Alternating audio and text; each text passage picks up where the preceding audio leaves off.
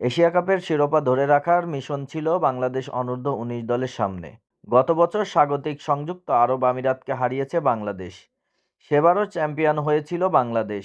তবে এবারের প্রতিপক্ষ ভারত ছিল শক্তিশালী। আজিজুল হাকিম, ইকবাল হোসেনরা ওই ভারতকে পাত্তাই দিল না।